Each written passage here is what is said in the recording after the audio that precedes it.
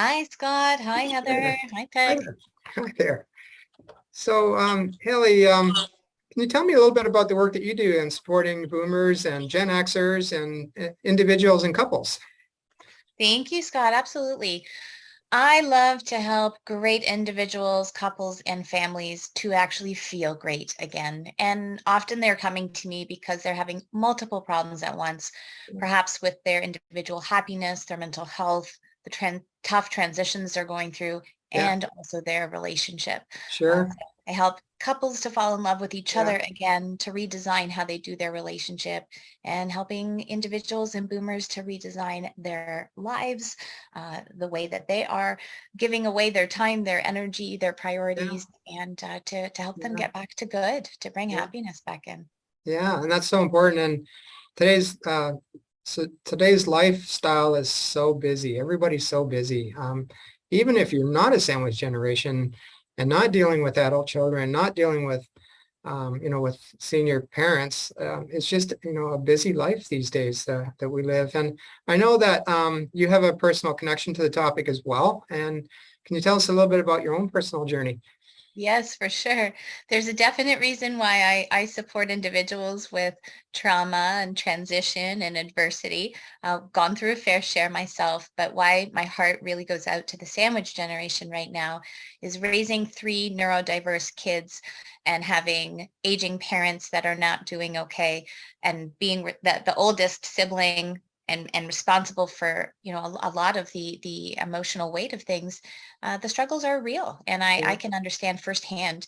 My youngest son has a rare genetic chromosome disorder and a lot of special needs. Our middle son had a traumatic brain injury, and Mm. our eldest has a lot of diagnosed initials after his name. And they're Okay. great kids, but raising them is a different reality than raising neurotypical kids that play Sure. quietly, go to sleep nicely, Yeah. and Yeah. don't need 15 hours a week of therapies. Yeah. And I think I'm a Gen Xer, so I'm 43. My parents are boomers. And some Gen Xers like myself have boomer parents that have money to leave behind, or money for their own needs. I'm a Gen Xer where my siblings and I bought my parents a house because they have nothing, and they have mental health challenges, and they aren't doing well. They're not doing okay. And so when you live in that middle place of knowing your kids aren't okay without you, your parents aren't okay without you, and then it's our job as the Gen Xer to make sure we must remain okay. Sure. Because if we don't remain okay, how are we going to care for the generation before us and the generation Sure. we Yeah. brought into We the got to world? fill up our own tanks. Yeah, for sure. Yeah, so there's a lot of pressure on the sandwich generation, whether you're an Xer or a boomer, whatever age you are. If you're in the sandwich, there is a lot of pressure to hurry up and figure it all out, and it's tough. Yeah. So when it comes to caregiver burnout, just how is that affecting individuals these days? Uh, in so many ways. And I'd say, the complaints we hear, the real experiences we hear about anxiety, their own depression, Mhm. exhaustion, Mhm. physical injuries from the demands of caregiving, also the emotional toll that it takes on themselves, the depletion of their quality time, their energy, their finances, or their ability to give time to work, the effect it's having on their personal relationships. So if you're a caregiver and you are emptying your cup for whoever you're Yeah, providing care to, there's sure. often just nothing left for yourself. Sometimes it's having an effect on career. But I'd say there's five hot words that are important for us to remember, and that is limits, boundaries, guilt, burden, and opportunity. There's a very big difference if you're in the sandwich generation, if it occurs to you as a burden that you feel pressured to do and guilty when you don't do it well. Whereas for other people, it occurs as an opportunity. Sure. Some of the people that I speak to are actually having the most precious moments of their lives, giving love to their parents or to their children. And for others, they're having the most horrific experience. So our lens about it makes a big Sure. difference. Yeah. And limits are a really important thing that most of the clients I talk to don't know how to assess their own limits of capacity, Sure. bandwidth, energy, and time. Sure. And until they do, they can't set boundaries. And that's why they're so depleted right now, is Sure. they're giving more than they actually can give. Sure. Sure. That makes sense. That makes a lot of sense. Um, can you give us some insight into the the relationships and the stress and the tempers and the disconnection and the loss of quality of time together, and the feeling touched out, and the being exhausted all the time. Yeah. That's got to be like, like a very common element for the sandwich generation. At least people that are feeling overwhelmed. I'm sure there's some people in sandwich generation that you mentioned that are thriving with it. But if you're overwhelmed, like, these are big things to deal with, the emotions and the tempers and Yeah, and it really it affects couples in such a profound way because it's quite the opposite of having a baby. Raising your parents sure, is quite the opposite of welcoming a baby. We often, not always, create those babies on purpose. We sure, have often, but not always, nearing 8 to 9 months to get ready for them. And it's usually a time where we know we're going to be busy. We know sure, it's going to be hard, but we are wanting to do that. When you're raising and helping caregive to your parents, it's not the same. sure, Sometimes it comes on unexpectedly, where a healthy parent has fallen, broken a hip, sure, had a diagnosis, started to rapidly decline. And sure, the sudden nature of becoming part of the sandwich generation sure, makes it traumatic. sure, At times it's unplanned. At times we're leading in that direction, but we like to live in denial. It's part of our, sure, our yeah, human makeup at times. yeah, And the impact it has on couples is as follows. Where you're at in your own parenting journey, if you've gotten kids out of diapers and kids to launch and kids out of the house and you become an empty nester, you thought you were going to claim your time back, your energy, your money, your choices, your schedule. And when your parents then have needs or other family members have needs, it really takes couples back to the drawing board on, I sure, didn't know we'd be here. sure, Or I avoided thinking about what it would be like when we're here. And now that we are, it's a challenge because when we go into burnout, Scott, yeah, when our cups go empty, we are the least ideal versions of ourselves. We're sure, snippy, we're emotional, we are less reasonable, we are inflexible, we are argumentative or avoidant. sure, We are definitely not thinking romance, quality time, sure, meaningful conversations and connection. We're in survival mode. And my encouragement to couples that are feeling the impact of flaring tempers, mhm, tense rooms, avoidant mhm, conversation, sure, and a hit to your intimate life is yeah, to make your relationship a priority again, at least 1 day a week for 3 hours. The mhm, studies show us that couples who spend a 3 hour quality time date once a week are 3.5 times happier than the couples that don't. yeah, And if you need wow, to cover off your caregiving demands for those 3 hours, in my house, we pay a respite worker $50 an hour every Monday to go on a date. oh, Costs us nice, close to $200 to get coverage, but that's how important our marriage is. And so sure, we do that every single Monday. sure. And I bet you look forward to it.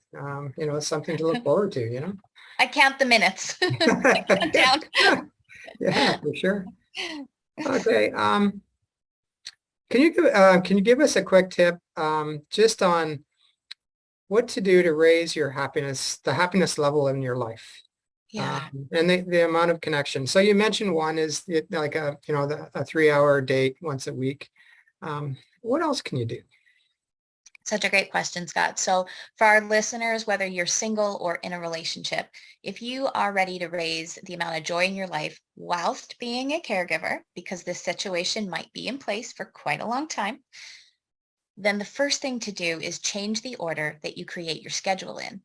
And perhaps a seed thought is create a schedule if you don't currently Sure. do that. Okay, sure. Most of us put our demands and pressures on first and see what time is left for yourself. Yeah, just Here's the reactive. Yeah, Yeah, here's the order I recommend. yeah, First, schedule time for yourself because if you're not okay, you can't care for the people that depend on you. Second, schedule time for the relationships that matter to you, whether they are with self, nature, community, romantic, platonic, or otherwise. Third, schedule something into your day every single day that brings you joy.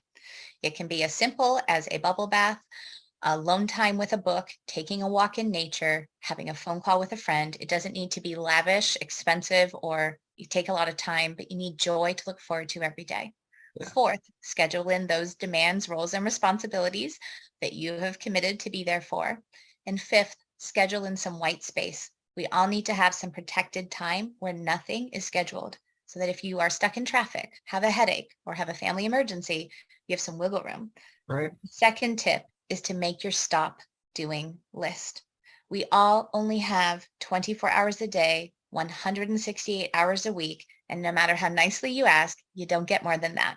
Sure. And so we really need to use the resource of time wisely, especially when we're caregiving on multiple age generations.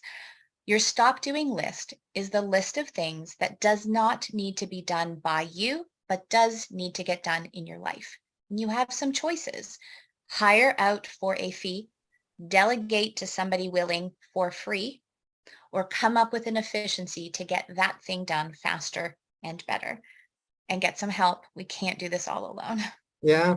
It's funny because in our family, one of the things we did, and my wife did for me actually, is hired a guy to come and take care of the yard.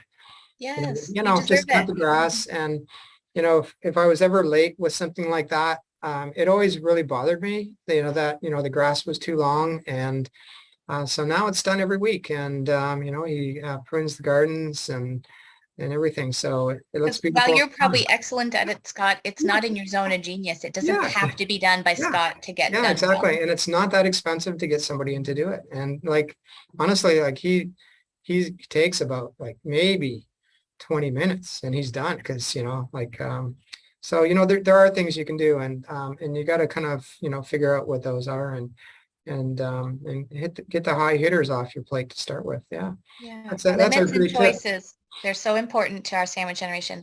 Knowing our limits Yeah. of our energy, our time, our money, our cognition, and then making choices. And often they're tough choices, but finding that list of what you wish to have off your plate is the place to begin. And then taking those brave steps to actually get it off your plate so you can have a little more joy again. Yeah, for sure. Yeah. Well, thanks for that tip. So I know how much you love to support people, and you probably have some free gifts for today for everybody that's watching. What have you got for us? Thanks, Scott. I really want to help our viewers that are feeling overwhelmed by being in the sandwich generation or any of the transitions. And so a few things I'd like to gift you for free. One of them is the book that's behind my shoulder here. It's called Happy Love. It is the 5 steps for redesigning your relationship and the 6 skills of happy couples and how you can use them. I'm going to create a link so that all of our viewers can access a digital copy of the book for free. Awesome. As well as a chance to meet with this human for 30 minutes on Zoom and ask anything. We can really work through a challenge that you're facing right now, come up with the first few action steps to get you unstuck. And I'll throw in a couple other goodies on that link of some of the tips, some handouts that could help you with having more joy and less burnout at this admittedly challenging time. Awesome. Great. And if somebody wants to get in touch with you, you gave us the link. I'll also post your contact info. And do you prefer email, phone calls, text messages? How do you like to be contacted? I'm so glad you asked, Scott. Similar to Heather, I have a link that's easy to find me. It's H as in Hailey or happy, hyourlife.com. That'll take you right to my schedule, my cell phone number. And the best way to reach me is actually a text message. I find in today's day and age, emails don't always come through.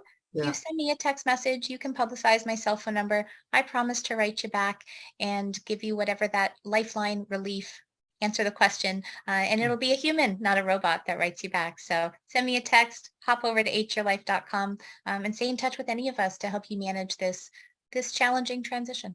Yeah, awesome. Great. Thanks, Hailey. And it's just so important to find the right people in your life to support you. And, your immediate sphere around you is a lot of who you are. So, bring people into your life that are going to give you a positive, positive experience and do the same for other people. Right. So, it's all, help each other out. So, okay. Thanks, Hailey. And